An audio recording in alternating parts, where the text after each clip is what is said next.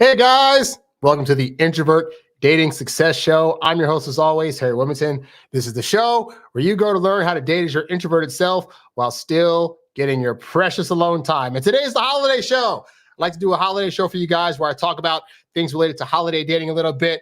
But of course, we had some breaking news that happened yesterday involving Johnathan Majors, who you guys know is playing Kang in the Marvel Cinematic Universe.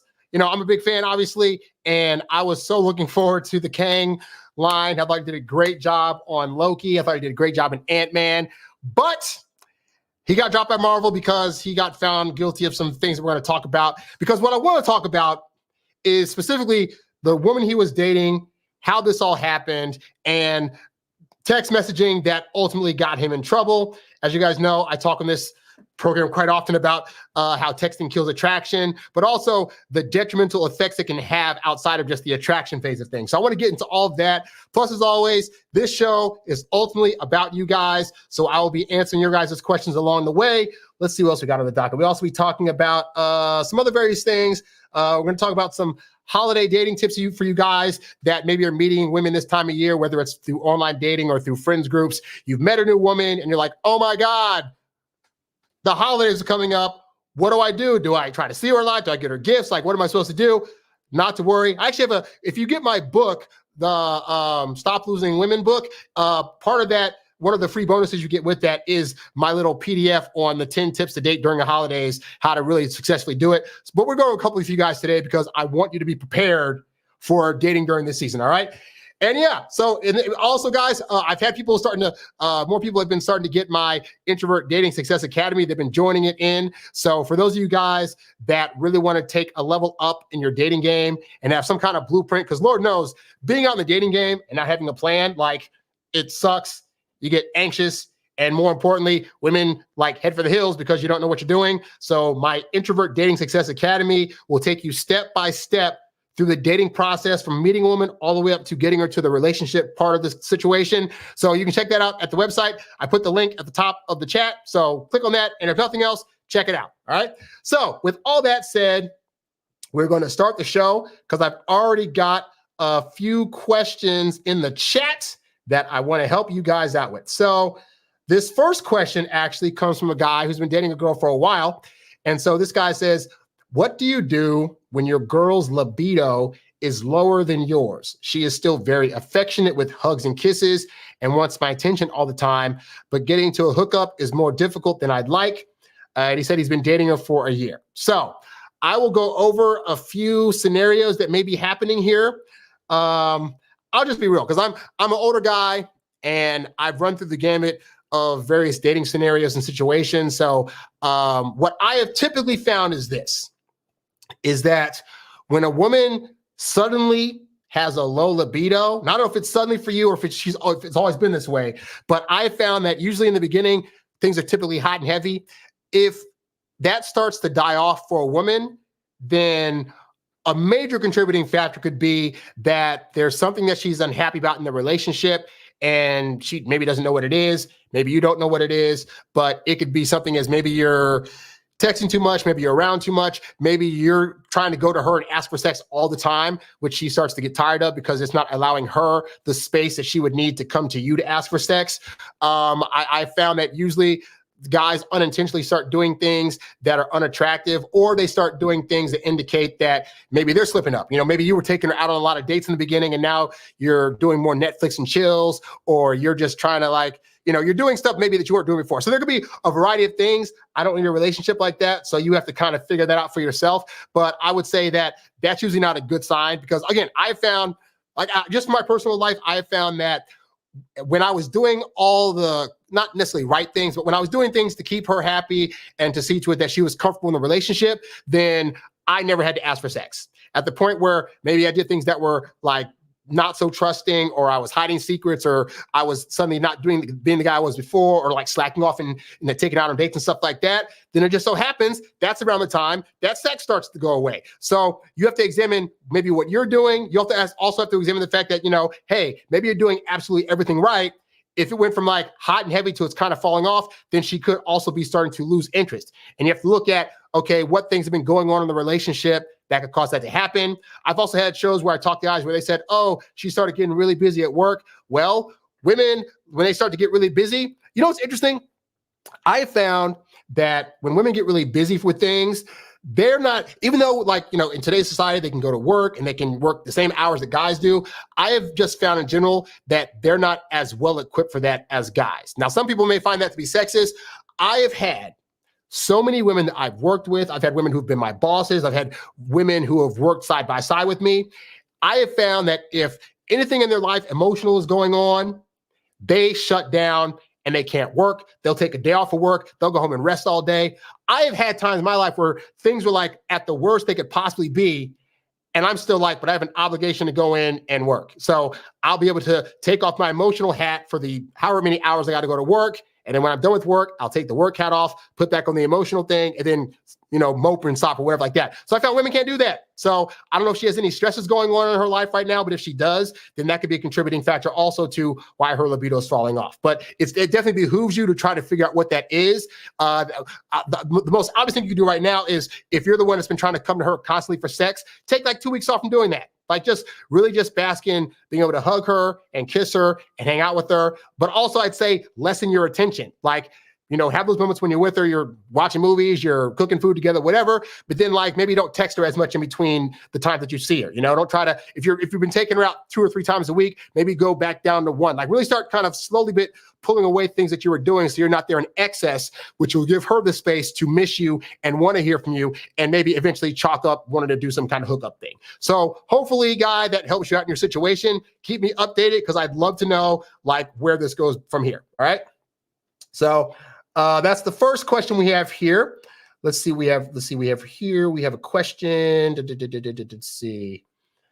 Okay, so our lawyer viewer here says, I've been starting to practice talking to women. Like, for instance, there was one girl who I'm pretty sure I've seen online, and I was like, hey, you look really familiar. And we had a little convo, and I talked to another today. Oh, great, yeah. Keep in mind, you'll be spending your lifelong time here trying to practice talking to women. So you want to practice talking to women, again, in various situations, but also, you know, talking to guys in terms of like having that camaraderie, but it never hurts to practice your communication skills. So I'm glad to see that that's being successful. And ultimately, don't be bothered by I look at like success and failure more as like everything I'm doing is just teaching lessons. So if you talk to a woman and she's kind of like, don't take that as a failure. Take that as your personal victory for being able to start that conversation. The more you do it, the less nerve-wracking it'll be. And then it'll eventually just be second hat where you can just go out in public and just talk to anybody. And you want to get to that because that opens up your opportunities, not only just in your personal dating life, but also when you get older and you're trying to build like relationships with, you know, potential bosses or people you're trying to sell stuff to. Like that's very, very important. So good on you for that. Let's see. Great channel. Appreciate it. We got a question here in the chat, and he says, "Oh, thanks for the $5 super chat. You guys want to support the show with me super chats? If you find this be helpful, you can do that. I greatly appreciate it." So we have a question here. The guy asked, "Harry, what should happen after the first date? Should she text or I text? How much time should pass by? I had this chick come out to my area about 40 minutes away. Oh, that's far. But I think I bombarded her with a bunch of negative topics. I would love to know examples of what some of those topics were so we could see like what they possibly were and see how we could help you with that." He says, also a month ago, she was dumped by this Chad guy, so not sure if she's still over him.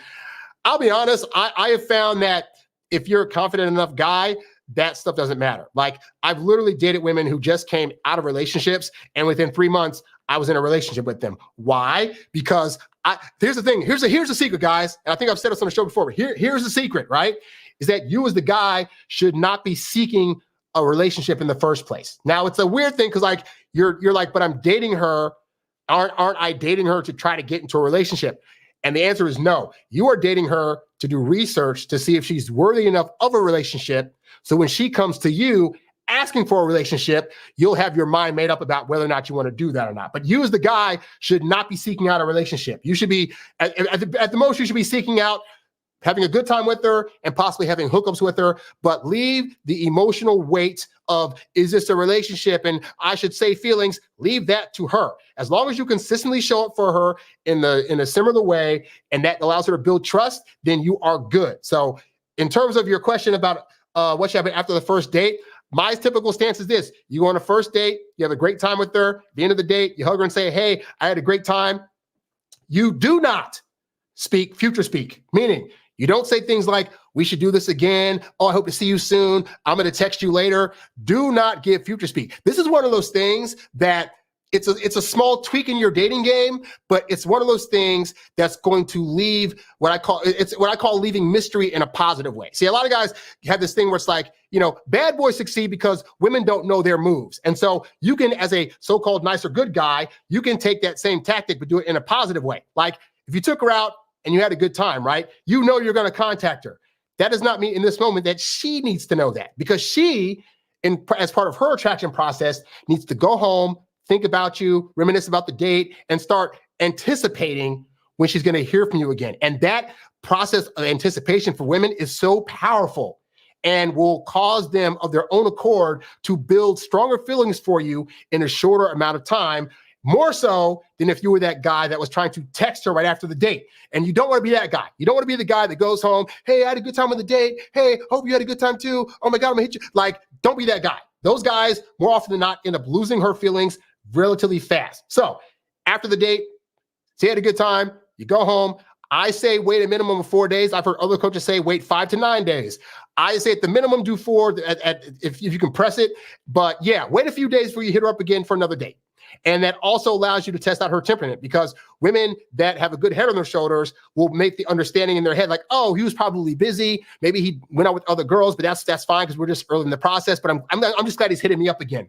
Girls that are like, why didn't you text me? You're blah, blah, blah, blah. Those girls would have been a headache to date. And it's good that you found that out early, So hopefully that helps you out. Let's see what he said. He said, this is the things that he brought up. He said he brought up politics, bad exes, and I arrived late. So I will say this, all of those things for a first date are no bueno. Politics, it's very, very dicey. That's one of those things where you kind of want to figure out where she is on the political spectrum first before you bring in your viewpoints on things, because even though like once you become like the boyfriend and she has strong feelings for you, if you just happen to have different views, it's not going to be as detrimental to her attraction process for you as it is if you mention it like on the first couple of dates, As for exes, I have a no talk about exes policy on all dates. And even if she asks, so tell me about some of your exes or tell me about your last relationship or what happened with that, I keep things very vague and I'm not going to say anything bad about them. So I might say something like, oh, she was a great person, but just for whatever reason, it didn't work out ultimately, but that's fine because I'm out here with you now and I want to see what this is about. Now, why is it that I say though, that you shouldn't talk about exes?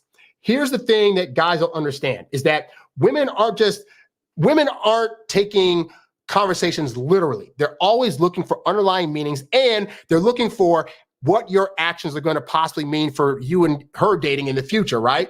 Or if you guys happen to break up. So if she's on a date with you and you're talking all this crap about your exes, all she now knows is that if you two don't work out, you're going to talk crap about her. And we don't want women getting the impression that you're going to potentially badmouth her to future women or future people that you date should you guys not work out. So that's why if you do happen to talk about an ex, it's when she brings it up only, and also you keep it in very vague yet somewhat positive terms, because we want her to think, okay, so he's kind of even keel. So if this doesn't work out, he's not going to fly off the handle. He's not going to try to blame me for everything. He's not going to talk badly about me behind my back. Like, that's the impression you want to give a woman. And that's going to allow her to think, okay, I can really start to build something with this guy because he seems pretty even keel. So never bring those things off. And I don't care. He says, ultimately, I feel I vented with her in the date. Here's the thing, guy. Yes, women will do you bad, and you're going to want to have an outlet to talk about that. Save it for your guy friends. Save it for your family members. Save it for women that are possibly already in your friend group, but do not bring this to new women, because new women don't know you. They don't care. And quite honestly, if they've had their own bad experiences with men in dating, they're going to think that you're a liar. They're going to think that this guy, he's telling me all this crap about his ex, but he probably did something instead. He's just not telling me. So you don't give her a good impression in any way, shape, or form when you're talking about exes. So I don't care how hurt you are. you don't want to display that hurt to her. That's one of those things that, again, once you're in a relationship, then if she asks you about your ex, you can go a bit deeper into the story, but do not do that. Even if she is talking bad about her exes, don't fall for it, because women will do this thing. Well, they'll bring up a thing like, yeah, my ex was this and that, and they're doing that to see if you're going to do the same thing and then bring up and start talking bad about your ex also. So you have to be the one, you're as the guy on dates, you are ultimately the one that is leading this conversation. You're the one that's asking certain questions to get to know her. You're the one that's deciding what things to pick and choose to tell her about your life. You're in control of all that stuff. If you decide to use that control to complain about other people that aren't even there, that's not going to be a good look for you, and it's going to give her like the ick vibe. So try to stay away from that. And hey, it's a learning lesson. I did this stuff early on too. I get it. So this is why I have this whole program in this whole like show, because I was making all the mistakes you guys talk about, you bring to me. I have made these at some capacity. I started dating when I was like 13, 14 years old, and I had a lot of hiccups. I had a lot of situations. I've been through the gamut. So don't beat yourself up. Screwing up again. If you start looking at dating less like it's either a win or lose and look at it more like it's just lessons, then you will beat yourself up less when you do these kind of things. Like, oh, okay, you just learned, okay, check mark, don't talk about the ex anymore. I learned that, on to the next. Or if she gives you another shot because she says she's looking at your stories, then it means, okay, and you can probably like ask her out again and just know not to make those mistakes. The fact that she's looking at your stories, it's not the worst thing in the world. Again, I don't really like to read on like how much woman's texting me, how often she's on my social media. I don't even become, honestly, when I'm first dating a woman, I do not become a woman's friend on any social media platform until we're in a relationship. I mean, if she goes to me and says, hey, it's been our third or fourth date, and I tried to add you to my friends group on Facebook, my response is, yeah, I know, like, but real talk, like, I don't typically tend to add people until we're in a relationship because I don't want to have to go through the process of embarrassing both of us should this not work out, and I got to now delete you from the thing. So let's just wait and see where this goes. And I have found most women are surprisingly reasonable and cool with that. Like, because again, women understand the dating process a lot better than men. And what they understand about it is that both parties are there to try to prove to the other party that they deserve certain perks. So women understand that being friends with me on social media is a perk. And in order to get that perk, they need to build up my interest and see to it that we get to that finish line of a relationship before that happens. And that is the boundary that I set. If they don't like it, good, and they complain about it, then good. I can get rid of them because that lets me know that they are not patient and they are all about just getting what they want. And I don't want to get that kind of woman. So this is like, in terms of my dating life, like I look at it as this, that at the end of the day, I'm in control of what's going on. And if she doesn't like the things that I'm putting out there that I say I need in order for me to function in a relationship, then I can find somebody else. I think the problem most guys have is they don't have the feeling that they can find anybody else. I've just learned, maybe it's because I'm 41, about to turn 42, but I've just learned that like, if one woman doesn't work out, inevitably another one will come by. And especially as you get older, when women start to actually get less and less options, then it really becomes the game of like, oh, I really do. Because like, as women get older, some women can date younger, but on average, most women are still trying to date older. So like a 35-year-old might be trying to date me at 41, but I can date down to like 21, 22, whether society judges it or not is a different story, but I have that ability, and most women are also, the women that are that age are totally fine with that, you know? So it really becomes a thing of like, you have to start opening your eyes to the idea that you have an abundance of women out there to choose from. And that will allow you to be more patient in your dating game. It'll allow you to vet a little bit more. It'll cause you to not rush so quickly into the bedroom or trying to rush so quickly into a relationship. And part of the reason we try to rush into a relationship is because we're not confident enough that we're actually good for them. And we figure the best way to prove to ourselves that they think we're good enough is for them to say yes to a relationship.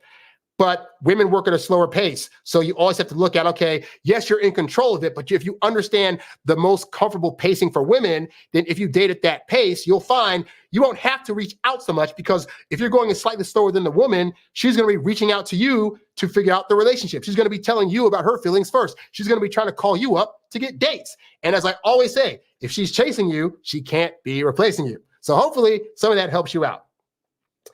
All right, so let me get into something here real quick in the notes here that I wanted to talk about. Okay, yeah, so again, I'm old, so some of you guys might not get this reference, but I was a big fan of the series of movies called Naked Gun back in the day, starring Leslie Nielsen and also O.J. Simpson, funny enough. He was great in the movie. But anyway, it was a comedy movie, And I read an article recently because I think it's like the 30th or 40th year of the movie coming out. And so they were interviewing the directors. But one of the directors said that they wanted to get Priscilla Presley to be the love interest after a show that they saw her on. I think she was on like Dallas or some show like that, where she was playing like a really serious character, right? And so in the article, they were saying that they reached out to her and her first response back was like, but why would you want me for this comedy? I don't do comedy. And the director said, exactly. We don't want you to be a comedian. We want you to play the part straight and play it very seriously, but you just happen to be taking seriously all this silly stuff that's happening, right?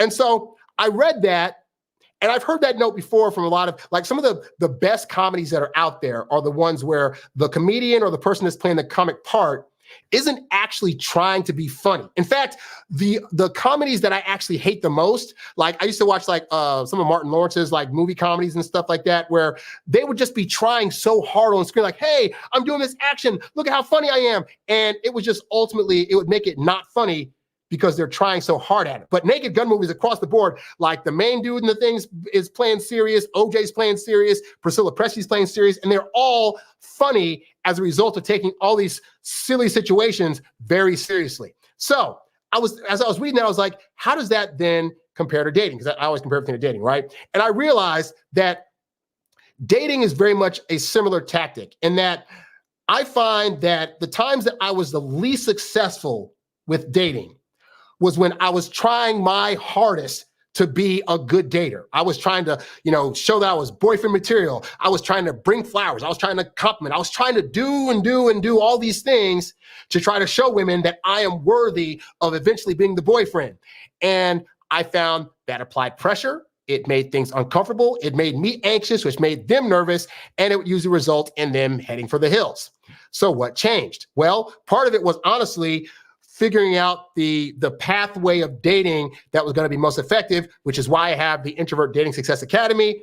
Click the link to check that out. But yeah, once I actually found like a successful blueprint for dating, I found that I didn't have to worry so much about if I was making the right move or not, and I could actually focus on other things. And I found, funny enough, that focusing on other things actually made women more attracted to me. So for example, I'm at a party, right? I see a woman that I want to talk to. I don't talk to her. Instead, I focus on, mingling with my friends. I focus on getting some good dancing in on the dance floor. I focus on various games that are being played at these parties. And then if I just so happen to go by the punch bowl at the time that I happen to know she's there, and I just happen to strike up a conversation, well, now I've done made her interested in me without having to talk to her for an hour, because for the last hour, she saw me doing other things. So by not concentrating on her, it made her concentrate on me, and thereby she wants to talk to me. She wants to sit in my lap. She wants to give me her number before I leave the party without me having to ask for it.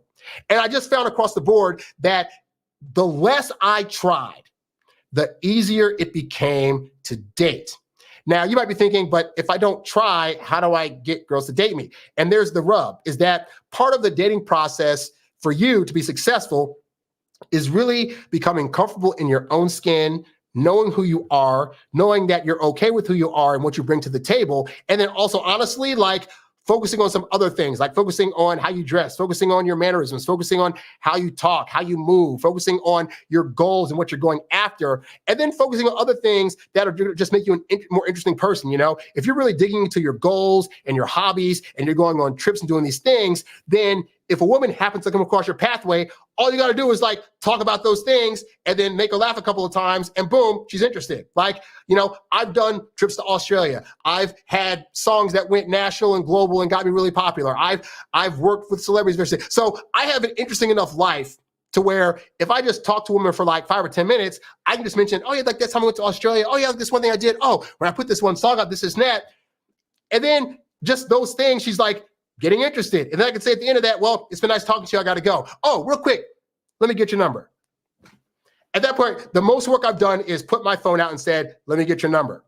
Versus I see most guys do it like parties and stuff, right? Where it's like, oh, you're so hot. And then they follow her around the whole party and they're trying to compliment her whole time and trying to get her drinks and stuff like this and that.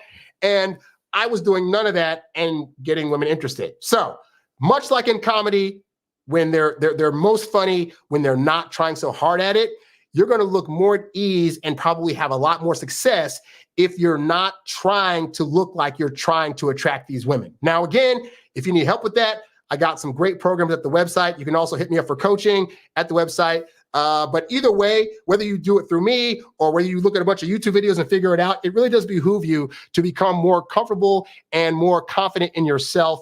It'll make you a better dater, and it'll make you be able to relax around women to where you'll just be your nice, easy, casual self. And just being that way will get you all the women's, you know? So hopefully that little tidbit helps you out. So now we got a question in the chat. I love questions in the chat. So question says, when you say stop texting so much, how do you suggest keeping the flame alive during the week? Calling, because texting is a big communication gateway these days. If that's out, what can a guy do? Oh God, I really want to I really want to save this question for when I get into the Johnathan Majors stuff, because I'll be able to give a more thorough answer about that. So I'm going to save that. I'm going to put a pin in it for now, but I'm definitely going to answer that question a little bit later. All right. All right. So if I don't, just remind me, hey, Harry, you said you answered my question in case I forget. Okay. So let's talk about something else here. Let's see here. Okay, so I had somebody write me this past week. They left a comment in the chat, and they left a comment under the video, and then they wrote me a message to explain their situation further. So I'm going to go over that guy's message. So this guy writes me. He says, I'm 26. I live in Australia. It's been a massive year this year. First year away from home in another state, and also first time getting serious and having fun with a girl. And she's 30. So he's 26. She's 30. He says, we had fun and got to know each other deeply for 3 months. I really need you.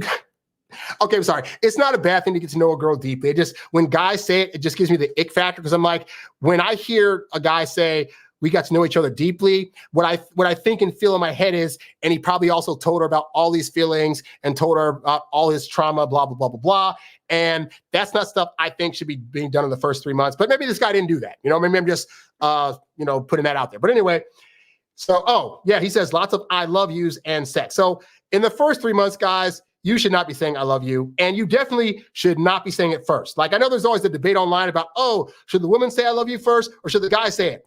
My thing is this, is that because women typically move at a slower pace than guys, it's always good in that case to wait for the woman to verbalize those things first, which will let you know that when you say it, that she'll be ready to hear it. But I found doing that too early on, more often than not, results in the woman being like, oh, I mean, I know we're boyfriend and girlfriend, but I hadn't gotten to the love thing yet. Oh, I feel weird now.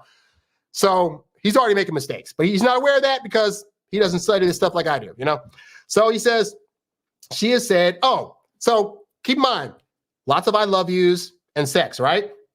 She has said she's not ready for a relationship, so we're just friends with benefits.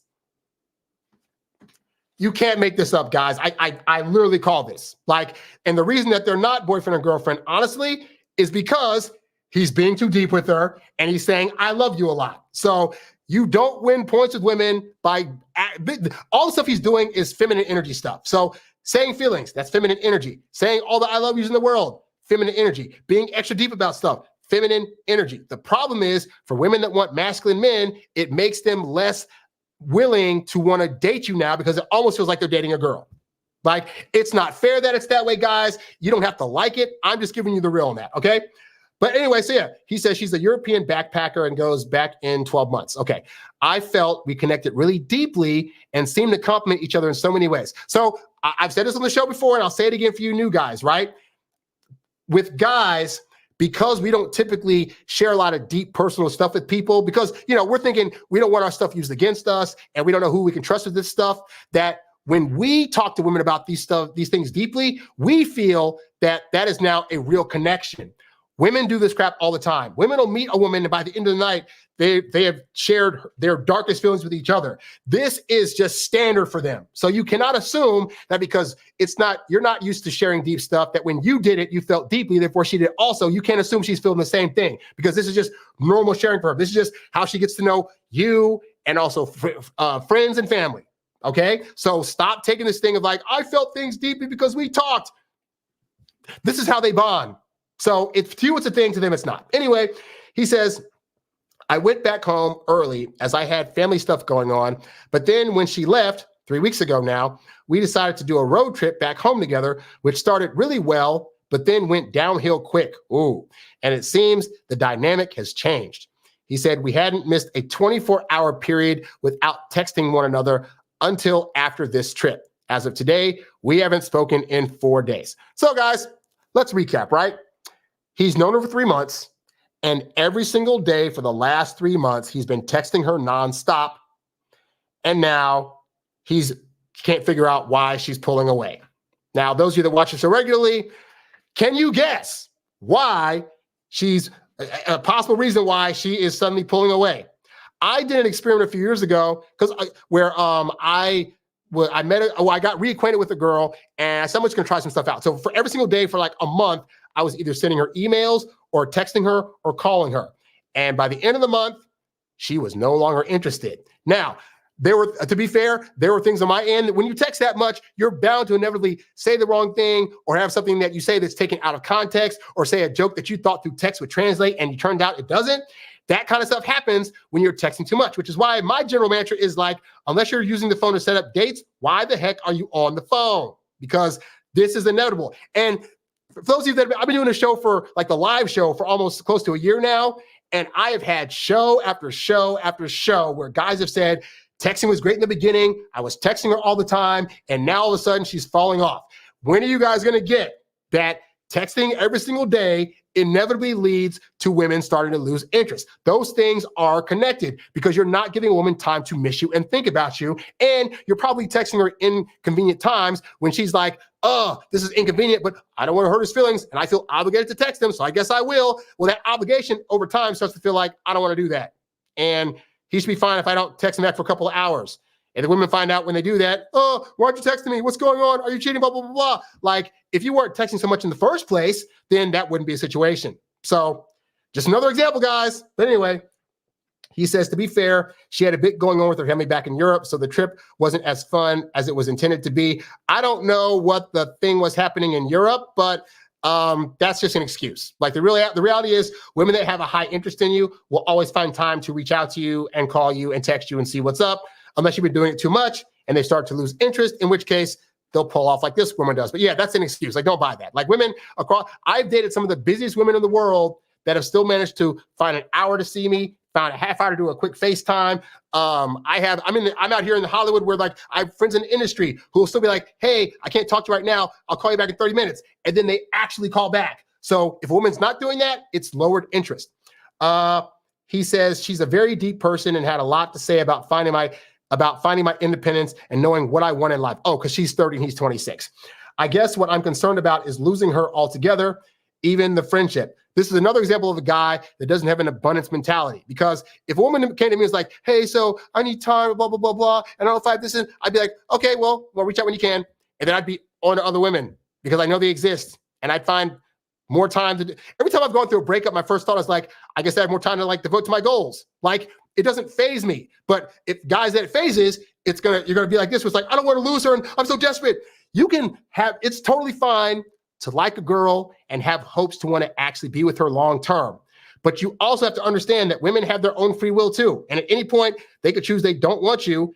And you have to be prepared for that and be like, if that happens, it's going to suck. Like, you have a heart, so it's going to suck. Don't think you won't go through the emotions, but be like, I'm going to go through the emotion of it, and then I'll be moving on, and I'll be fine. And ultimately, as I found getting older, everything inevitably turns out fine. Like, the girl that you're striving for so hard today will be a very distant memory tomorrow as you're moving on to somebody else. Just giving you guys some hope out there. But anyway, he says, what do you see in this situation that I don't? Should I give her space? Will she eventually come back to keep the friendship?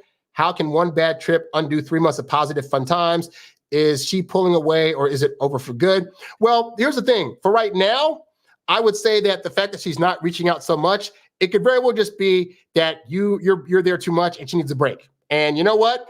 This is why, as a guy, you just need to already know how to build breaks into relationships. Like for me, I'm an introvert, so I still tell women that I'm dating, I need my alone time. there's going to be days where I'm doing absolutely nothing and I don't want you to come over because I need my alone. I don't say it like that. I say it a lot nicer. I'm saying it to you guys. I can be direct to you guys, but like, yeah, I let girls know I need my alone time. There's going to be times where I want to go places. I'll tell women like, hey, if we're on a vacation somewhere and I say like, hey, I'm going to the hotel lobby and I don't invite you to come, it means I need my alone time. And I'm saying it as nice as I can. So if I don't invite you along, that's my alone time. So you got to let women know that you need time to yourself. And also I found that most women, they get into relationships where guys don't let them have a break. They want to call all the time. They want to have them around nonstop. And I found that when I've simply said, hey, I need my alone time, but I also recognize you need your alone time. If there's ever a time where like you need time to yourself and you don't want me around, just let me know. I'll find something else to do. Women are so appreciative of that because most guys aren't doing that. Most guys are just trying to cling to the bit and like, oh, I want to be around her all the time. And you can like and love a person and still be like, give them a break from you. Like the most loving thing you could do is recognize that she needs a break from you at times and not take it personally. And I assure you, if you don't take it personally, she will in her head be like, that's so nice of him. Now I want to be around him all the time. But if you're just you're making it not her choice when you're constantly around her all the time, which makes her feel in some ways resentment towards you because it's like, how dare this guy come in and just assume I want to be around him all the time. Like, that's not fair. So you just got to know, hey, babe, love you to death, but you know what? You need a break. You need to go hang with the girls. You need to spend time to yourself. I won't be hurt by it. If we're ever together and say, hey, I need to go home and just rest for a little bit by myself, totally fine. Like, be that guy. That guy's the one that's going to have women more apt to want to be around them a lot more, you know? Let's see. Then he says the thing about like, I realize older girls go for younger girls just for some fun. Well, the reality is no. That's the narrative being pushed right now because the reality is this, is that older women will get with younger guys. Younger guys either won't know how to handle it or will want to be around them all the time, at which point the girl has to come back with, no, I just wanted to have fun. But I found even women that say that, if you're doing all the right things during the dating process, she will eventually be like, I know I said, I thought in my head, I just wanted this for fun, but like, man, he's just everything I want. Like, oh my God. So you can't fall for that lie. You have to learn how to be the guy that knows how to properly date women to be able to get them of their own accord to build attraction to you and think to themselves, I thought I just wanted fun, but now I want this guy. That's why I have a whole program, the Introvert Dating Success Academy, which again, you can check out at the link in the chat box above, you know? Anyway, he says, it's seriously hard to let go. I've been struggling mentally to stay focused and try to pursue my life. I think I'm struggling so much due to her being my first, as there's such an emotional connection involved. Well, I get it, dude. Honestly, the first person you get connected with in that way, especially if you're saying like you lost your virginity to her, then like that first person, there's at least in my experience, there's always gonna be a part of your heart that's like tied to them. Like they broke that experience for you. They ideally made it pleasurable. And it's like, yeah, you're going to have good feelings for them. That doesn't always mean though, that first person you had is meant to stay in your life ever. Sometimes it does. And if it does, fantastically great. But I think I think a problem that virgins in particular have is that, especially guys, we've been told this narrative that women want virgins, that if you do it with that person, it's going to be there forever. That's unfortunately not how this works. The reality is you as a virgin, you hook up with her, you think it's going to be forever, and then she decides, oh, don't want to do that, and you're going to feel like you got bamboozled. But that's kind of how relationships work, is that most people you hook up with, it's probably not going to work out. But this is also why if you're the guy that's really serious, you want to like really take your time vetting women properly and be more patient. I think with this woman, if you were a bit more patient, one, she'd be all over you instead of vice versa. And also you would have paced it out enough to be able to really see if you actually want to give up that special thing to her or not, or if you want to move on to somebody else. But admittedly, if you're a virgin guy, you're usually trying to like, I'll take whatever, but please somebody please do me. And you don't have the practice yet of being able to say, but wait, I have choice, because up to this point, you haven't, you know? So that's just a lesson you got to learn, that unfortunately, not all your first times are going to stick around. And you just got to know that, hey, if nothing else, you got that first time out of the way. You know how it feels. You learn some things with her on what to do in the bedroom. And now you can walk confidently into the next relationship, knowing that if nothing else, you have that skill set with you, you know? Let's see. I felt we definitely had connection, even though dating wasn't on the table in the near future. And I realized that I'm the one with the attachment style. Well, yeah. And also too, the reality is dating could have, being in a relationship with her could have been on the table. But again, important lesson, it's rarely going to stay on the table if you as the guy are the one trying to ask for the relationship, trying to pursue this as a relationship, trying to suggest it to her as a relationship, because it's always going to be rushed. Like most guys, I did the show where I talked about how men fall in love at first sight at like 8.2 seconds, whereas women, it takes 15 days. That's for falling in love fast, you know? So usually by 2 or 3 dates, most guys are like, okay, I'm ready to be in a relationship. And then they get upset when the woman's not ready at the same amount of time, because women need 2 to 3 months to solidify their feelings, and they need that time to be able to trust themselves enough with you that you are the guy that they want. So you're always going to feel like you're ready first, which is why, again, you shouldn't be saying, I love you, I feel things, I'm feeling deeply, because you're probably going to be saying it at a pace where she's not there. And if you were to hold those things back, because I know guys think like, well, if I hold it back, I'm playing games, this and that. Well, I guess what, guys? If you are patient and you don't reveal those things, you will find that she will suddenly be ready to date you and ready to be in a relationship, because she's going to feel as though you respected her pace and allowed her to come to those conclusions on her own that you already came to three dates into dating her. All right. So you lose if you want to do things your way in terms of trying to rush this process. Like I know because I've had so many guys comment as late, like, well, I should just be able to text whenever, and I should be able to call whenever, this and that. You can do whatever you want. This show is designed to tell you guys what's worked for me. And when I was trying to rush call and rush text and rush relationships, I didn't get them. When I laid back a bit and was more patient and waited for her to get to where she needed to be, it resulted in relationships. So that's what I tell you guys. If you choose not to follow that, you can do what you're doing right now. But is that working for you? If it's working for you, then hey, don't even watch this show. But if it's not, just consider trying something different. That's all I'm saying. So anyway, guy, hopefully this helps you out with that question. So now, before we get to the main crux of the show, I'm going to see if there's any other questions here in the chat. Let's see. There's a girl in one of my classes named Carly, and I can't tell if she likes me or hates me. She always pays attention to stuff that I'm doing and kind of busts on me a lot, like guy friends would. Like, for instance, I was on Instagram Reels, and she was like, hey, what are you watching? Same thing when I start playing a phone game, but I can't tell if she's making fun of me or not because she was laughing with her friends. Or like one time I was telling my teacher about something and I said it was really funny. And she was like, was it really funny? Ha ha ha. Like, I don't know. Oh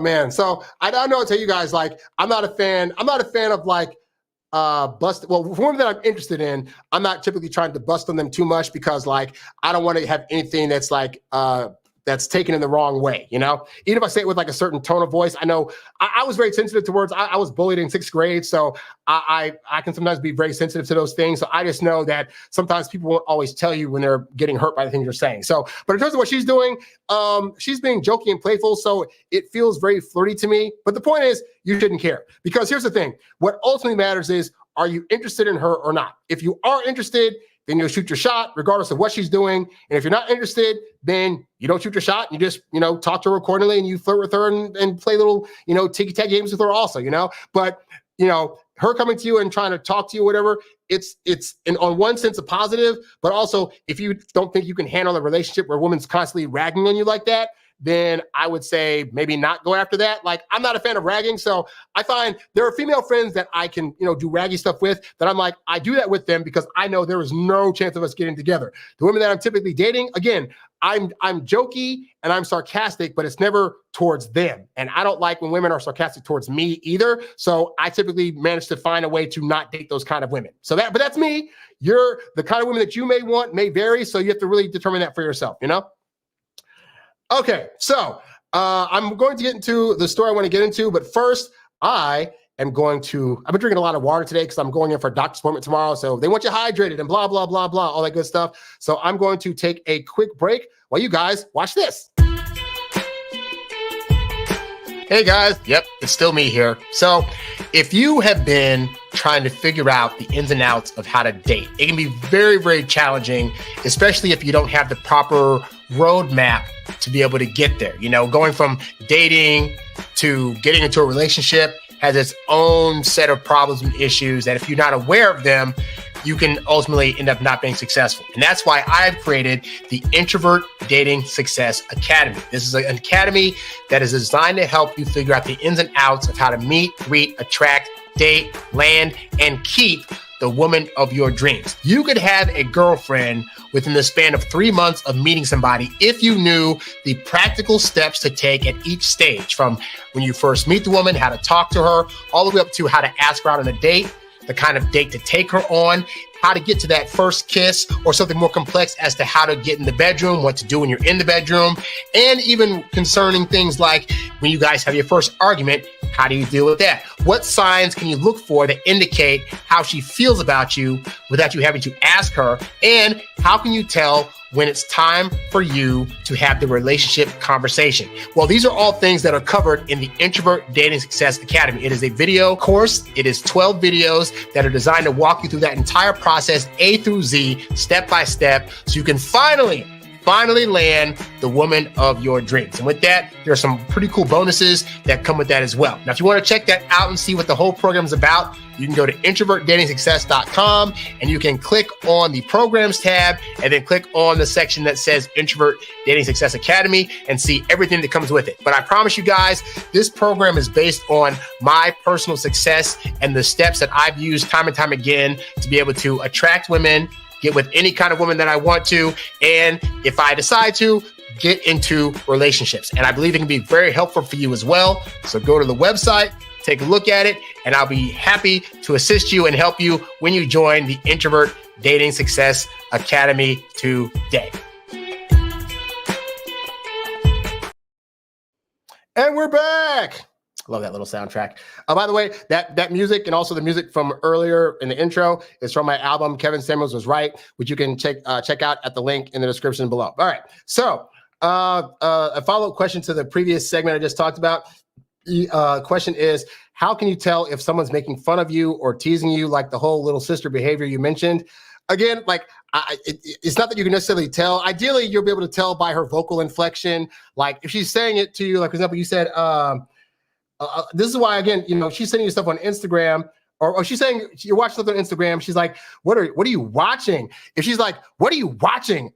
Like that's the mean version versus like, oh my God, what are you watching? Like that's a little bit lighter in tone and it's probably meant to be funny. And she's probably expecting some kind of banner back. Again, I don't typically tend to date a lot of women that do that because I've heard the expression like sarcasm is the cousin of bitterness. And so that could be bitter. But again, whether she's being jokey or teasing you or being fun or being serious, whatever, like it doesn't matter so much. What she's doing is how you're responding to it. So if you decide to respond in a jokey manner, then it becomes jokey. Ideally, she's on that same plane. If you find that if you just feel like, oh, she's being mean, then just decide not to talk to her or deal with it. But, that's one of those things where if she's being kind of flirty with it or whatever, then that might be the key signal for you to like try to make this a thing where you ask her out for something, but that's the only way you really kind of figure that out. Question in the chat.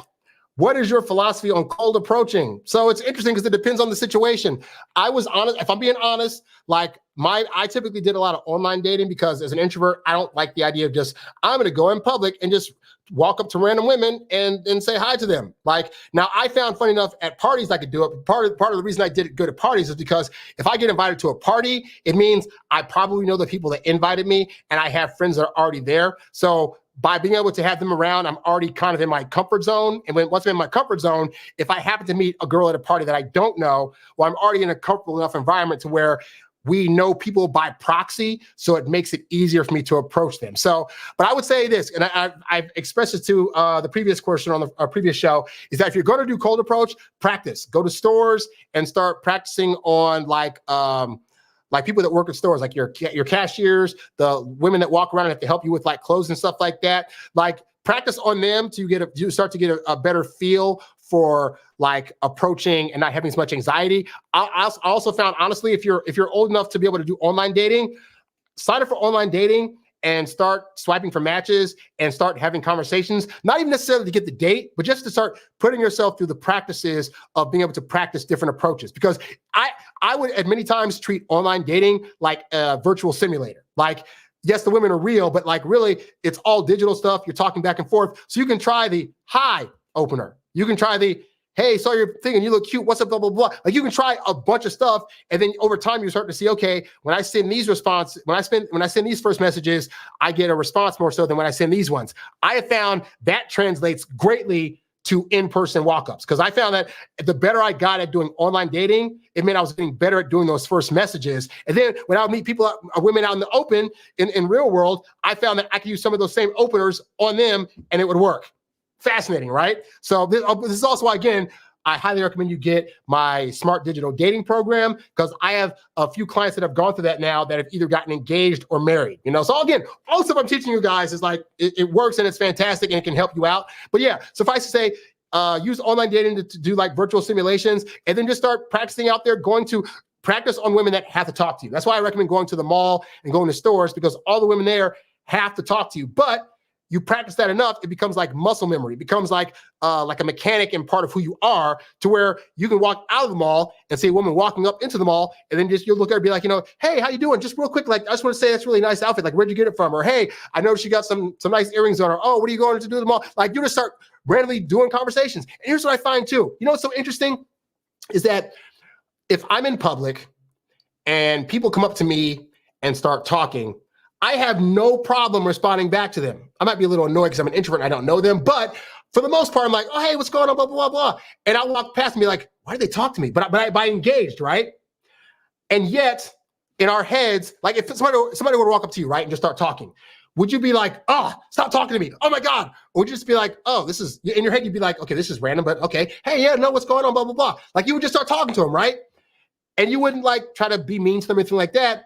And yet, we can't get in our heads that people would not do that to us. Like if we were to walk up to women, we just think they're going to just automatically reject. But that goes back to also how you approaching them. If you're approaching them saying, oh, hey, baby, and whistling all sorts of stuff, then you're going to probably have a bad reaction. But I have found that the few times I've done cold approaching, me just going up to them, it's usually a pretty friendly conversation. It might be like short. It might be like, hey, what's going on? Or hey, have a great day today. Oh, thanks a lot, blah, blah, blah. And then move on. But like, most of the time I find it's not as scary of an interaction as we make it to be in our heads, So once you get over that thought that it's going to be like this horrible thing and women are going to just, be mad at you for even trying to talk to them, then ideally it'll start to become a lot easier. From there, you can start trying to learn what things are good for openers. I find and I talk about this, I'll give you a small tidbit of something that I mentioned in the Introvert Dating Success Academy that is a really good approach tip, right? If you're going to do cold approach, right? The easiest thing to do is walk up to somebody and either ask for directions or say, I'm trying to find something, So say you're in a mall, you're walking around, see a girl you want to talk to, you just walk to her. Hey, I don't mean to bug you real quick, but like, I'm trying to find an ATM. I'm trying to find where the food court is. Like, can you tell me where I need to go? Boom. Now they're guards down because you're not trying to ask directly to ask her out. You're trying to ask for like, oh, where you're trying to go. Women love being helpful. Oh, yeah, I think I saw the food court, this way, blah, blah, blah, blah. And then you can make a joke like, oh, thanks a lot. Actually, I knew where it was. I just wanted to talk to you because your smile was just so radiant. But hope you're having a great day. Boom, you're done. But you got in, So that's just a little nugget of a tidbit. And again, I have a whole bunch of gold and stuff like that inside the Introvert Dating Success Academy. So you can check that out at the website, okay? This guy said, one time I had a girl hug me and say she was cute, rejected her because I had a girlfriend, but that girl broke up with me and now I wish I didn't. It's all part of the dating game. You win some, you lose some opportunities might come back around, some don't. Again, if that girl hugged you, it was great. Guess what? There's tens, if not hundreds of other girls out there that are just as cute, if not more, that you can hug, that will smell good, look good. There is an abundance. Again, abundance mindset. The women are not going anywhere. So just keep that in your head. All right. So I want to talk about Johnathan Majors right now. He's in the news. Let's see, add to the stage here. He is in the news. And why is he in the news? Because he just got found guilty on 2 charges in a split verdict at assault trial. So basically what happened is this. He was on trial for assault. His ex-girlfriend said that he assaulted her one night. And so here's basically what happened, right? Is that they were in the car together, and I'll get the screen big for this part. So they were in the car together, and I guess he was on his phone, and then a text came through from another woman that he was possibly talking to or whatever. And so she saw the text and took his phone, at which point he tried to get his phone back, which meant he had to grab on her to try to get the phone. There was a tussle. And at that point, he's like, I'm out of here. Gets out the car. She tries to get out of the car to follow him. So he takes her and tries to push her back into the car so he can get out of there, right? That was considered assault. So he was on trial for that. And then so we'll go back to the screen here. So yeah, he got found guilty today for that. And I'll read a little bit more of the story here. So split verdict. Manhattan jury found Johnathan Majors guilty of 1 count of assault and 1 count of harassment on Monday, but acquitted the Marvel star of 2 other counts of assault and aggravated harassment in relation to his March domestic dispute with his then girlfriend. The sentencing is due for February 6th. In a statement following the verdict, his lawyer said, "It is clear that the jury did not believe the girl's story of what happened in the SUV because they found that Mr. Majors did not intentionally cause any injury to her. We are grateful for that. We are disappointed, however, that despite not believing the girlfriend, the jury nevertheless found that Mr. Majors was somehow reckless while she was attacking him." Again, she was attacking him, right?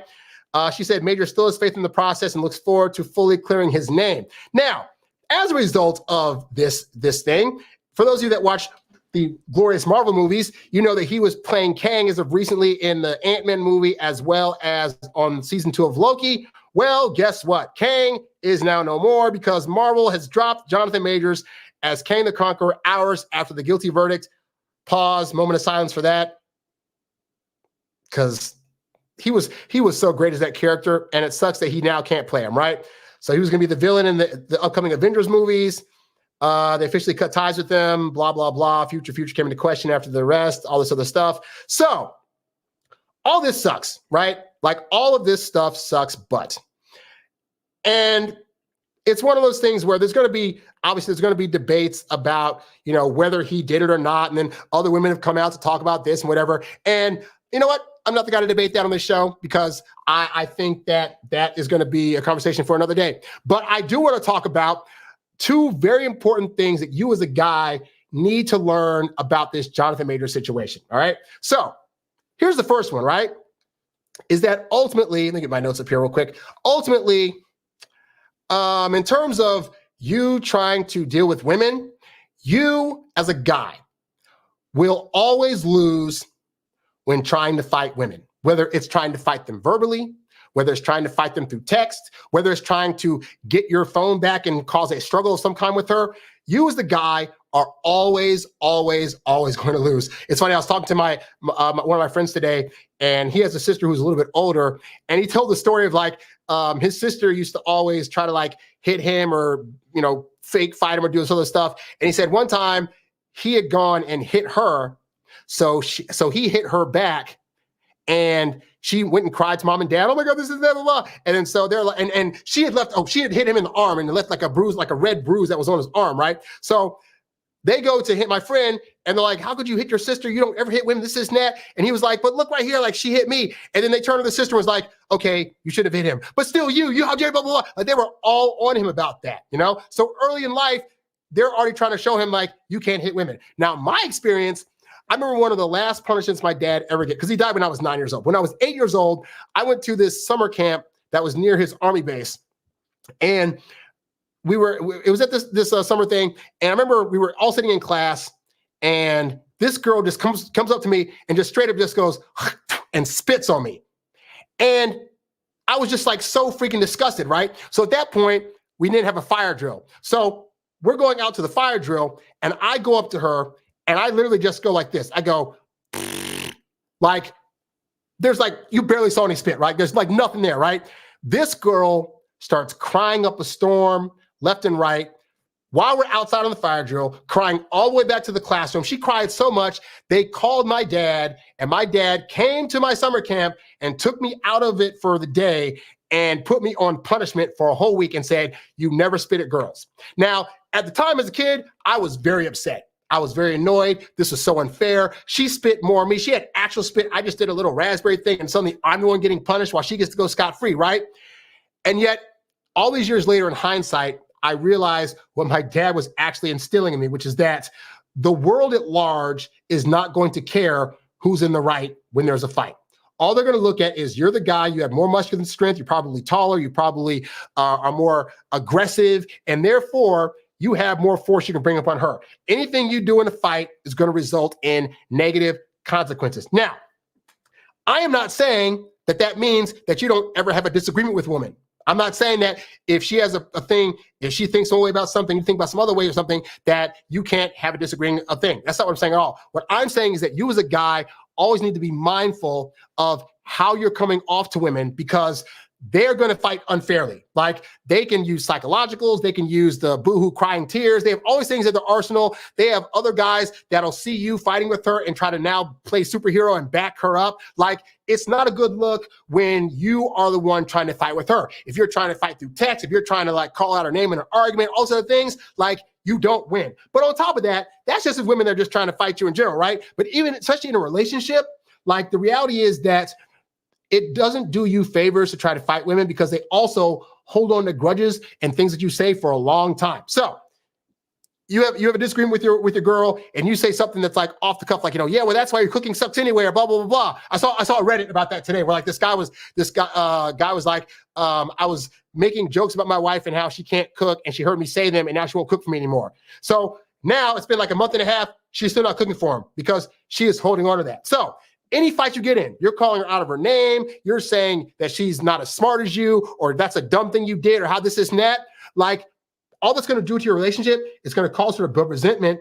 She's going to hold on to it. And anytime there's a little bitty rift, she's going to bring that back up, because she's still going to have bad feelings about that. So you do not win when you're trying to fight women. So if you happen to disagree with a woman, what should you do? Well, if it's a meeting of the minds where like she doesn't agree, here's the thing. You don't have to get overly aggressive. Like, just because she disagrees with you, it doesn't mean it's the end of the world. I take it as this. Let's say, like, for example, I had Misty Marie on my show a couple weeks ago, right? And some guys got mad. It's like, oh my God, like, like maybe I wasn't going as aggressively at her. My thing is this, like, we had on that show a couple of disagreements about stuff. And you notice I was never overly forceful. I let her speak her speak and what she needed to say. But I was ultimately like, hey, I believe that I am like mostly right, but I always leave room for like, but maybe I could be wrong, or I'm more importantly, I'm just open to hearing what she has to say and how she thinks about stuff. I'm more interested in the thought process of where she reached her conclusion, more so than if I feel she's right or not. And there are a lot of things that she said, I'm like, I don't agree with this. I agree with this, but not this over here. But like, for me, the thought process is more interesting. In other words, I'm ultimately indifferent to whether this person across from me completely agrees with what I'm saying or feels that I'm 100% right. And I found that by doing that, one, women open up more, but two, they feel heard. I think a lot of times for guys, honestly, guys take arguments and disagreements as logical things. Like, I need to now logically prove to you why I'm right in order for me to be happy and for this thing to be shut down, because that's how guys talk with each other. Women are in conversations to build relationships. So when you come to her and say she's stupid and she's dumb, this is that, or whatever, you are not building a relationship with her.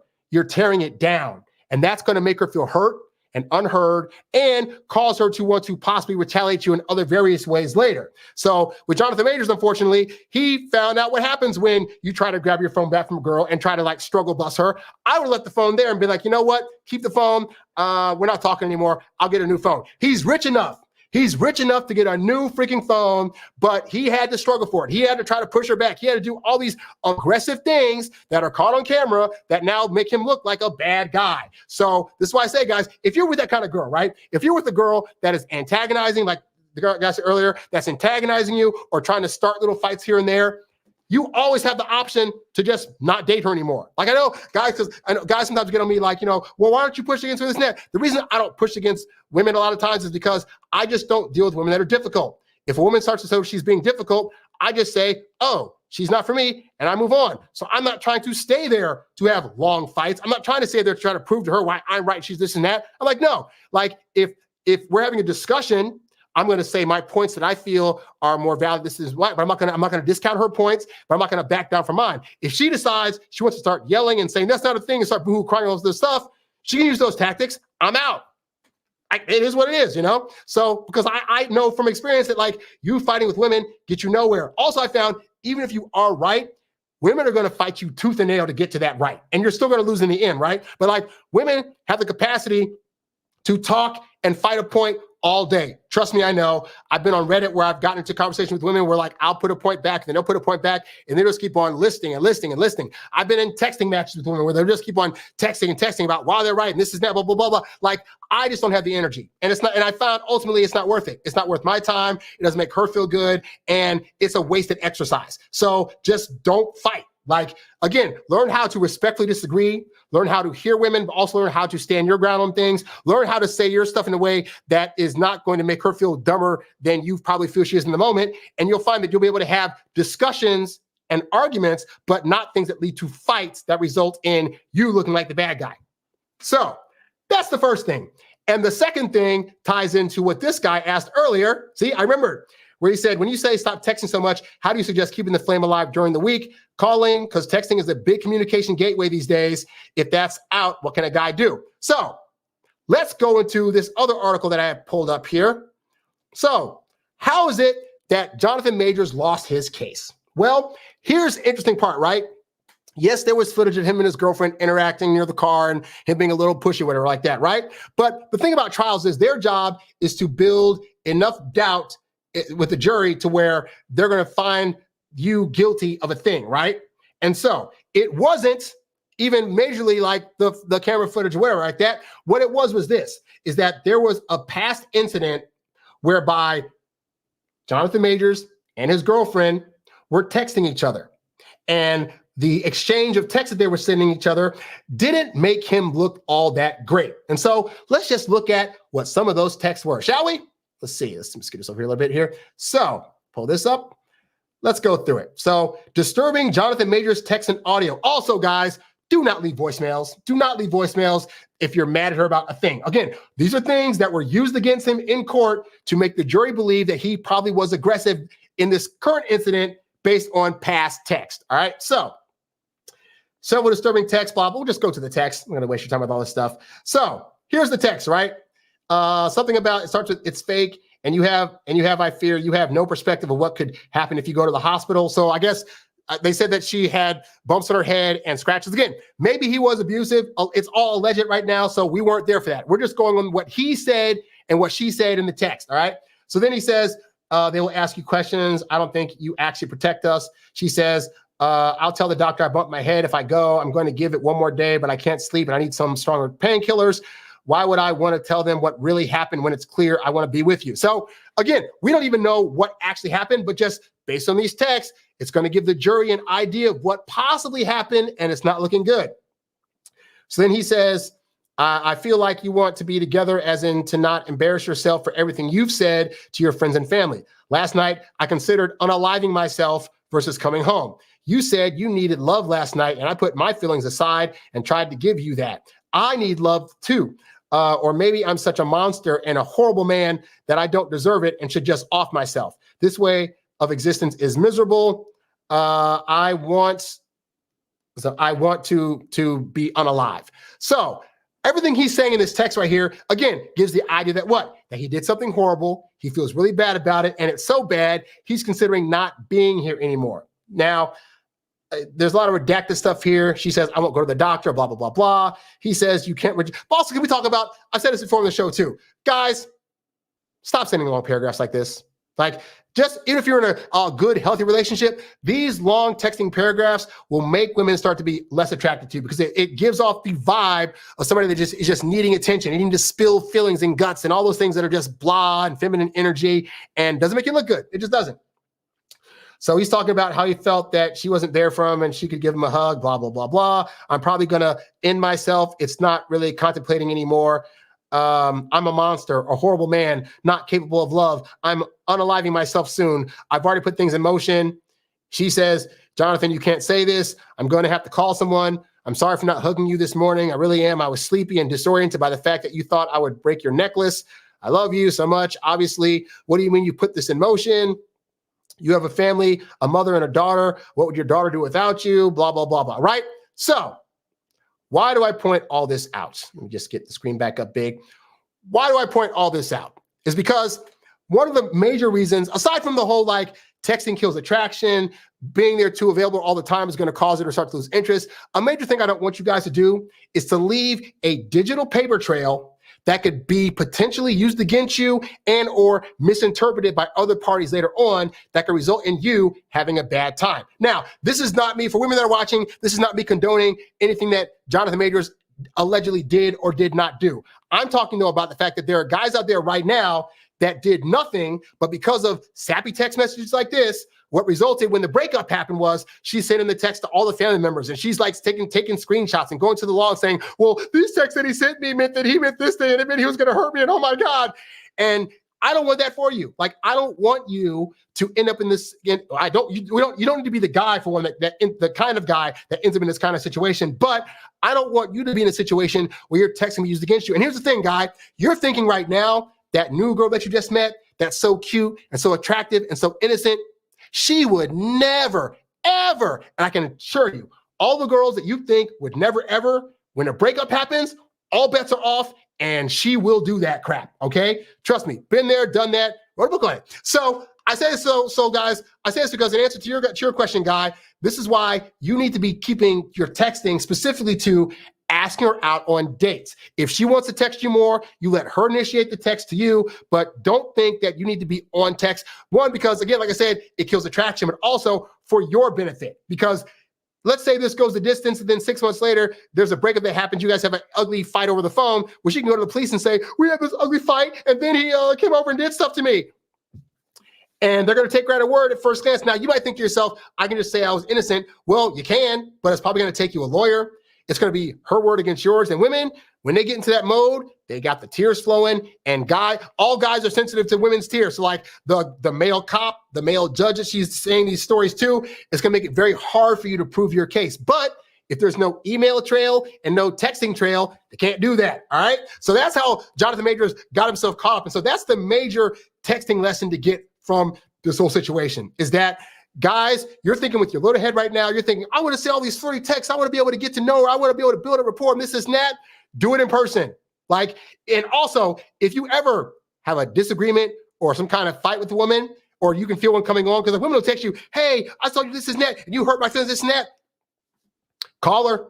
And even then, she can be recording the call, really be like, look, let's meet in person or talk about it. Then you can be in person with her where you can see if she has any recordings around, because that's all I ever heard was doing with Johnny Depp was like keeping recordings near the kitchen counter so you couldn't see what was going on. And that's how he got caught up. So like, yeah, guys, really, if there's any kind of fight, you are best to handle those kind of disagreements and arguments in person. But definitely do not send text and do not send emails thinking, I'm going to send these long paragraphs so I can get my point across. It is not worth it. You're trying to get your point across in the long run to prove that you're right, if it means it can be used against you later, you know? So that's all I'm saying for that, guys. That's how he got caught up, and it sucks that he's dealing with all this stuff. I hope he's innocent.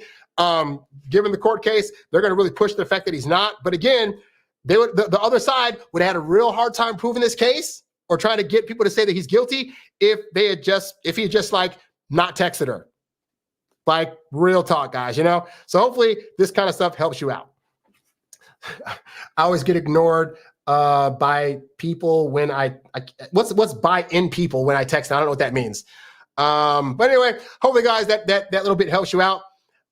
So we got a few minutes left on the show here. I do want to go over, I think there's one other thing I had on the docket specifically. Oh, it's the holidays. So every year I like to, this is gonna be my last live for the year. There will be a show that's going up next Tuesday. That's actually, I've been telling you guys about this woman that I knew that had gone out with a guy, and after a couple of dates, she said, hey, I don't think this is going to work out. And then he ended up like really being a really bad guy for 3 months after that. And so I actually like interviewed her. And so the day after Christmas, I won't be doing a live show, but I'll be putting that show up. So definitely check out that show, because I think you guys will learn a lot about the things that women actually deal with when it comes to trying to just nicely say to a guy, I'm not feeling it. All right. So that'll be next week's show. But like for these last shows of the year, I always like to do a little what I call holiday dating prep for you guys. Like I said, if you get the Stop Losing Women book, then it comes with that. But I'm going to give you just guys a couple of tips about dating during the holidays. So it's the end of the year, and you guys may be single and are still on the dating apps. You're meeting people at parties. You're going through various things, and new women are coming into your life, and you're like, oh my God, like this is the problem, because it's near the holidays. You just met her. What's supposed to happen? Are you supposed to get her gifts? You're supposed to invite her to parties? Like, what are you supposed to do, right? Well, I want to help you guys out, because in the past, I've had guys ask me these questions where it's like, it's hard for them to navigate what exactly to do during this time. And also, guys, if you have any questions as it pertains to holiday dating at this time, you can definitely ask those questions. But here are just a few key tips for you guys that are trying to date women during the holidays, right? So here's my first tip. Number one, if you just met her, let's say you met her like a week or two ago, right? Do not invite yourself to any of her Christmas parties, all right? Going to Christmas parties or any parties in general is indicative of people that are already in a relationship, and we're not trying to make her feel like she's now forced to treat this like a relationship after having just met you. If she happens to want to invite you to a Christmas party, then that's all well and good. But if you're on a date and she's just like, hey, oh yeah, I got this Christmas party I got to go to next week, blah, blah, blah, blah. Don't assume that she's saying that so that you invite yourself along. You can just be like, oh, that's awesome, man. It sounds like it's going to be a great party.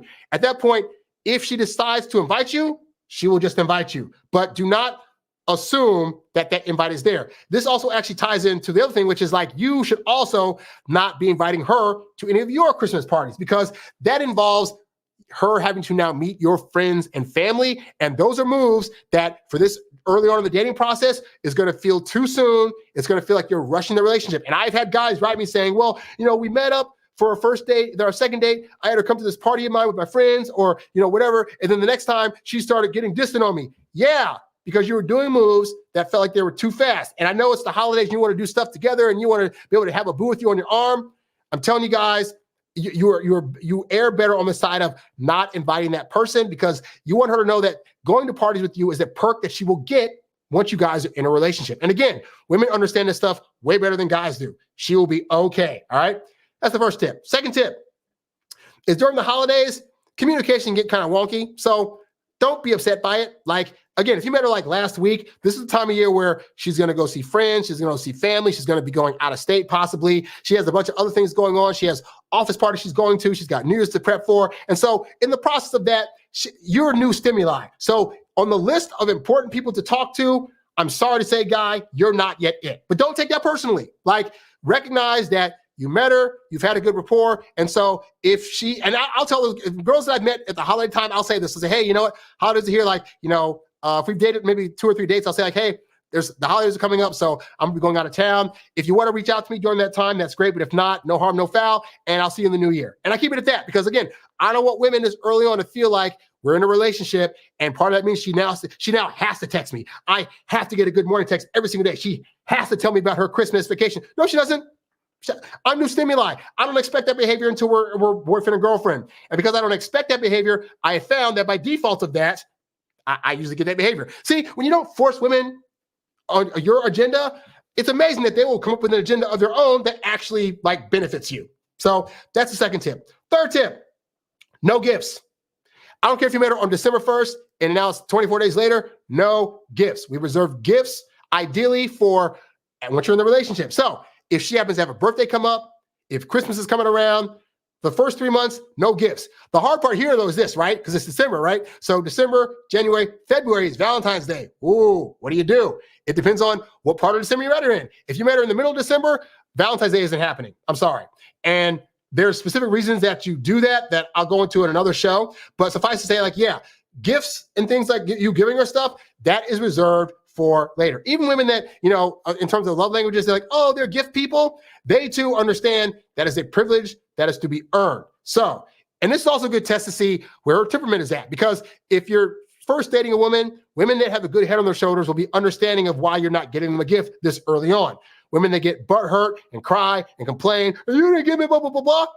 I can assure you they're showing themselves. And what they're showing is this is going to be a hard woman to date later on. And it's good that you didn't give her something so you could see this, so you can get out, So that's the third thing. And then lastly for here is for holiday dating tips, expect things to pick up in the new year. There's going to be a lot of you guys that maybe have been meeting girls these last couple of weeks. And now you're like, but I want to spend time with her and I want to be able to see her more and blah, blah, blah, blah. These last 2 weeks of the year are really, really hard to do that.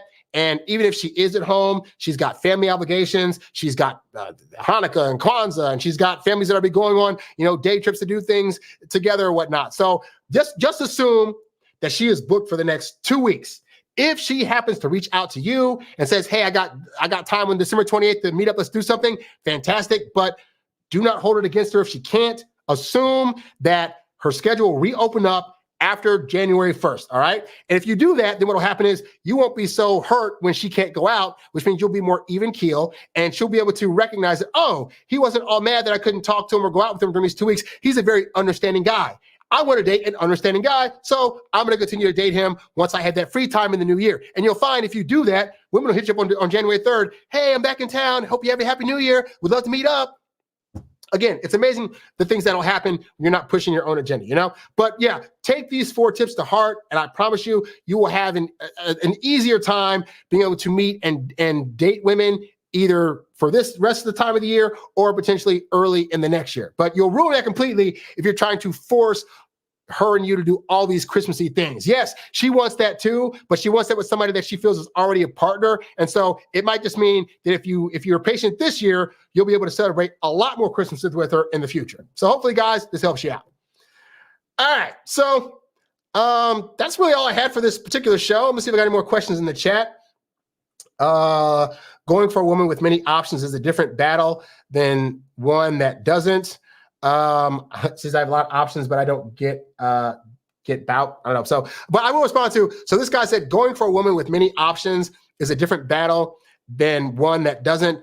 Honestly, guy, not really, because what I found is this, is that we're looking at from the perspective of numbers, right? We're looking at like, okay, this girl has like 20 people in her DMs, so she has all the options. And what women are looking at is like, there are 20 options in my DMs and 19 of them suck. Because of X, Y reason, this guy texts me funny, this guy looks weird, this guy smells bad, this guy has a girlfriend, this guy's married, this guy over here I already dated before and he's kind of a whatever, this guy doesn't look very confident, I hate this guy's style, this guy over here, like there are so many disqualifiers that women, because here's the thing, because women have to choose ultimately who's going to impregnate them. Like the end result is subconsciously, women are like, the end game is I get pregnant by one of these dudes. Do any of these dudes qualify? And so that makes their picking process a little more calculated than what guys are, because we're like the machine gun approach. Like, you know, I have seed. I just need anybody to take my seed. So because of that, they're going to be a bit more picky. So I have found that a woman that has more options, it's actually easier to date her. Why? Because of my Introvert Dating Success Academy and because of the pathway of dating that I've come up with, I found that if I just do that, most of those other guys aren't doing that. So yeah, she has 20 other options and she's going to take none of them because none of them know how to date.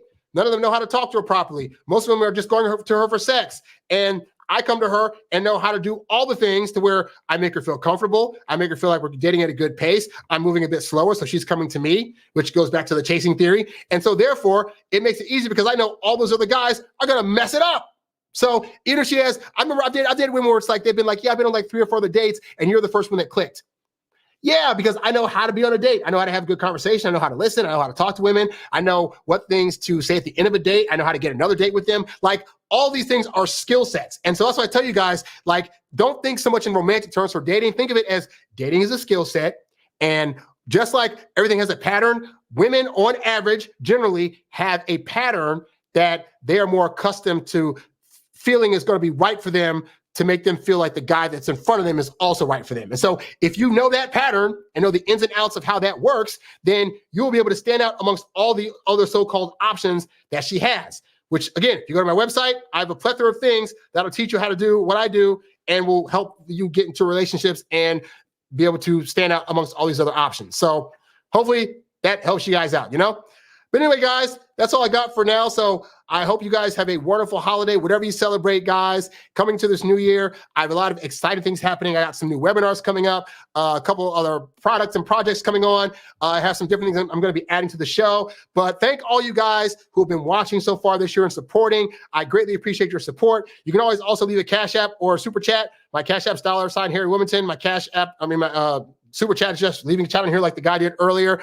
But ultimately, I designed this program to help you guys out and to help you on your dating journey. That's why, if you notice, most of the stuff I give you guys is like free advice. Like the paid stuff, absolutely fantastic. And it's more streamlined in terms of a system. But I make YouTube videos, and this is also a podcast you can find on like Spotify, whatnot. Like because I had struggled dating as a teenager and in my early 20s, and I just know how long it took me to finally start to understand women and how to date. And I want to cut that journey for you as much as possible, and that's why I do these things, because I feel as though ultimately I want you to suffer less. And I want you to find happiness a lot faster than I did, you know? So with all that said, guys, have a wonderful holiday. Appreciate all you guys that joined the stream today. And I will be back on January 2nd with a brand new live show. But check out next week's show. Next week's show that I'll be putting up as a live show is going to be very, very insightful for you guys that really want to get a deeper dive into how women experience the dating side on their end, So thanks, guys, for watching. I'm Harry Wilmington, and I will catch you guys on the next one. I'm out. Peace. You's a bad boy, but you can't stop, won't stop. You a high-earning, high-value, high-class man. You a high-earning, high-value, high-class man. You a high-earning, high-value, high-class man. You a high-class man. You a high-class man. You a high-earning, high-value, high-class man. You a high-earning. Good Lord. Okay, so I'm still here. I got one last question at the very end of this, and I just feel like I should just answer it now while I'm here. So I'll have to cut that part out when I edit it on YouTube. So this is the last question. So the guy asked, I went on a date last Saturday and it went well. We set up a date for 1/5/24, 3 weeks later. She will be out of town for the holidays, but said to text her. How much should I text or call till then? Oh, all right. I'm gonna give you a little bit of advanced game here, right? Because here's the thing. How do I say this? She thinks she wants that. She thinks that she wants to hear from you all the time during the next, 3 weeks? And I'm here to tell you that if you start texting her every single day, well, I'll say this, if you start initiating text to her every single day, you will lose, right? So this is where it gets into the thing like women don't always understand their own attraction processes and so they're saying things that they think should work on them, but don't actually work. So what she's basically saying is, when she's saying like, you can text me, she's not giving you any parameters for like how often that is. So here's what I say. I typically keep things at a 1-to-3 ratio if you're texting, right? So basically for every 3 texts she initiates, you initiate 1 text. Now, at the point that those texts are initiated, then it's a back and forth, meaning that if you send a text, you wait for her to text back. You don't do this double, triple, quadruple texting, and you don't text in long paragraphs, all right? So in terms of how you should text her, it's very simple. Maybe like on Christmas Day, you might send like a Christmas tree emoji saying, hey, Merry Christmas, whatever, and then that's it. That's all you send, right? At that point, we're not going to wait for her to send you to initiate the next text back. And this is, so when you send that first text, right, you send like the, hey, Merry Christmas or whatever. She'll send, oh, Merry Christmas to you too. Hope you have a great day, blah, blah, blah, blah. And then leave it at that, right? And then wait for her to initiate the next text. Now, here's the thing I've also found too, honestly, is that I have been that guy that has gone 2 weeks, 3 weeks, 2 months without texting a woman. And at the point where I reached out, they said yes to a date. So don't buy into the lie that she needs to hear from you. She's saying if you wanted to, that's great. But I find that women that have high interest are going to reach out to you by default. So you can send a sporadic text here and there, but you're not, here's the thing. Don't send a text with the intention of, I'm sending this text to now start a conversation. Send text almost like they're a one-off, just like, hope you're having a good day, having some great vibes here where I'm at, talk with you soon.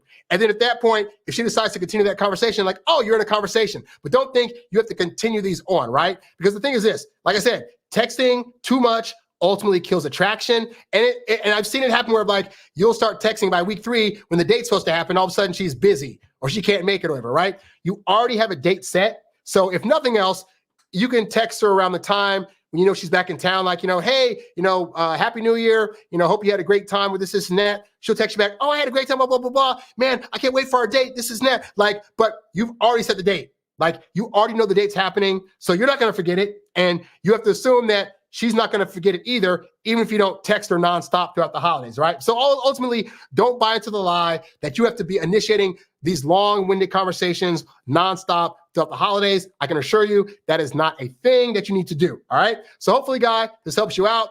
And yeah, thanks for asking that last-minute question. And now, for real, guys, I'm out. So thanks for watching this episode.